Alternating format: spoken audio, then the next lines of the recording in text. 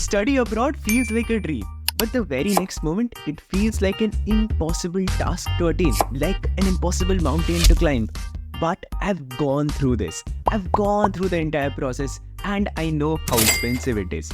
How many types of costs add up? It is your flight costs, your accommodation, tuition fees is the last thing. There are so many other things that add up. So in this video, I'm going to tell you what all you should do in order to sponsor your education while you're studying abroad. Be it making more money or taking money from somewhere, what all you can do. Because as an international student, these are the things you definitely need to know. So without further ado, let's directly jump into it. First thing you've got to do is reach out to professors. Now, which are the professors we reach out to? You're good at anything in this life, reach out to that professor. Let's suppose you're good at finance, reach out to the finance professor. Let's suppose you're good at skating, reach out to that coach. So you're reaching out to professors and coaches in your university in whatever domain you're good at. For me, I was good at finance because I've taught finance at Finland. So I reached out to professors in Stanford for finance. What did I used to do for them? I used to grade papers of undergrad students, which was the easiest thing in this world, and I used to get money for it. So the thing is, you can work for your professor. You don't even have to be the face. There are chances that you end up being the face as well, but you don't really need to be the face, and you just have to, you'll be given an answer key and you'll just have to check papers. That can be one thing. You'll have to check the assignments, whether there is plagiarism. That can be another thing. It's very manual work, not something really difficult, but you have to reach out to professors. Any professor in your university, anything you feel like you're good at, you're decently good at. Even if you can reach out to management professor, any professor you know teaches for undergrad students as well, reach out to them. What do you tell those professors? Tell them that this is the certification I've done, this is what I've done, this is where I've worked, this, and I want to work for you. Let's suppose that professor says, I don't have capacity, I don't have money or anything. You can just tell them, I'm ready to work for you for free. Yes, I've done that because the first professor I worked with from Stanford was Matt Abrahams. He did not pay me anything, but I wanted to work with him because he was one of the best professors at Stanford. Search him up, look him up. He is the guy who would give me a letter of recommendation. That is why I worked for him. So don't only look for money, also consider that these are the people who will get you connected, and he did get me connected to one of the best people in this world, and that's why I give all of my credit to these people only. So do make sure that you're reaching out to professors. If they don't have money, fine, tell them that you're willing to work for free, but get this sorted when you're living in India, Bangladesh, Nepal, Pakistan, wherever you're watching this video from. Get this sorted while you're in your country. Second, scholarships. This is like free money you don't really have to pay back, but it is a money that you have to apply for early on.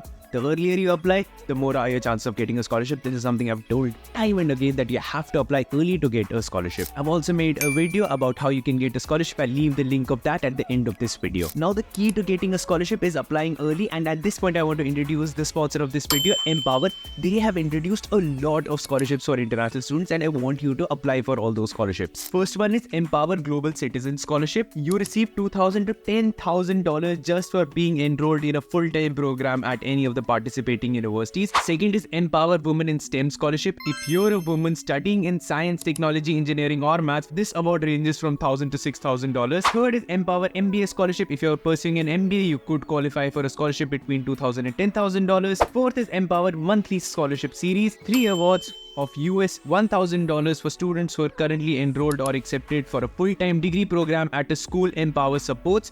New topics are announced each month. Now remember, applying early makes your chance of getting all these scholarships much better, and the best thing is you don't really need to be an Empower customer to get all these scholarships. These are open for all the international students, and this is one of the best things that you can do for yourself. Third thing is loans. Now, not all of us come from a privileged background wherein we could keep things at mortgage. Now for me, I could have not kept my family house for mortgage and gone abroad to study, so I could have not done that. And here is one more thing where Empower helps us again. Empower has actually made things a lot easier. You can get a loan of up to $100,000 without a cosigner or collateral.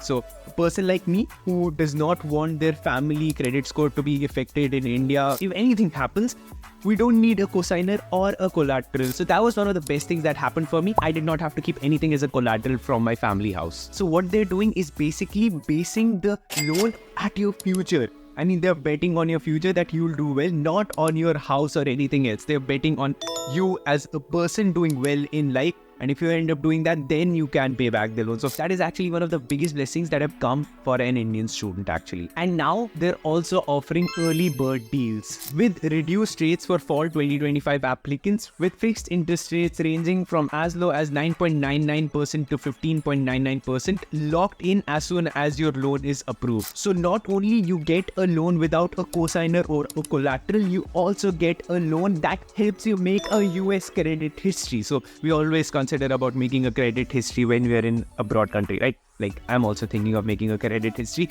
So it always helps to have a credit history that makes it easy for us to buy anything. We want to buy a house, car, anything, it makes it easy for us. And the cherry on top of the cake is once you get a job in US, since the loan is also a US based loan, you get a tax benefit for taking this loan. So these loans are actually specifically designed for international students. They do not only cover your living costs, they cover your tuition, living expenses, or whatever other cost you might have while studying abroad. It's a really flexible option and covers everything that you would need. Now at this point, I want to talk about the fourth point, that would be personal funds. Now before taking an education loan, what I would want you to do is use your personal funds. We usually think that we have invested funds in a mutual fund that might just be better. I don't really think so. An investment in mutual fund will never give as great returns as your education. So if you do have some of those investments, don't take out money that is for your rainy days, but anything other than the rainy days should be invested in your future. If you feel like that you're going for a good degree,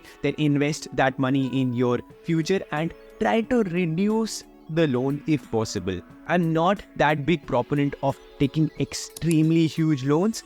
Extremely huge loans are probably not a good idea, but what is a smart idea? You use your own money, try to pay a bit of your tuition fees from your own money, and then take the rest from an education loan. Fifth would be part-time jobs. This is something that you would have already calculated. Let me give you a simple breakdown. Ideally in UK, you can make 10 to 11 pounds. That means 400 pounds a week. That means 1600 pounds a month. Your expenses would be somewhere around 1100 pounds. You get to say 500 pounds every month. This math everyone would have already done. So that is something that you can also do, which can cover entirely your living expenses. And during summers in some countries like Canada, you can work full-time and make much more money and pay all of that money towards your tuition fees. I think 90% of international students do that, so that is also open for you. Don't be scared that there is also an entire living cost associated. That is usually something that people cover on their own while they're studying. So the part-time job is a huge thing and almost everyone does it. So don't think that I won't get it.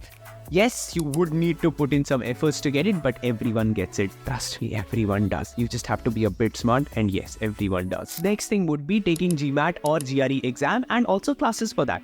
Now you would be thinking, wait, wasn't this a video about how we can spend less? Why are we talking about GMAT and GRE? Because if you do get a good GMAT and GRE score, you will be going to a better university, or at least in an average university, you'll be getting a good scholarship. So investing 15,000, 20,000, 30,000 rupees towards your GMAT classes and GMAT exam can ideally reduce your tuition fees by 10 lakh rupees, 20 lakh rupees. So getting a good GMAT, if you think you can get a good GMAT score, trust me, brother, sister, just go for the GMAT exam. Reduce your tuition fees by 10 lakh rupees, 15 lakh rupees. An investment of 30,000 rupees can reduce your tuition fees by 10, 15 lakh rupees. That's worth a gamble. I mean, if you think that you are a smart candidate, do this and reduce your tuition fees. That's a very smart idea. Do it if you're going for a management or a finance related course. If your course anyhow does not require GMAT or GRE, then this point does not make much sense for you. But this is a very classic trick of reducing your tuition fees. I've done it. Many of my friends have done it. You can also take it. Now at this point, I hope you have a bit more confidence and a bit more clarity as to how you can go ahead with your study abroad dream. I'll give you one final advice. Honestly, it's possible. So many people have already done it. It's possible.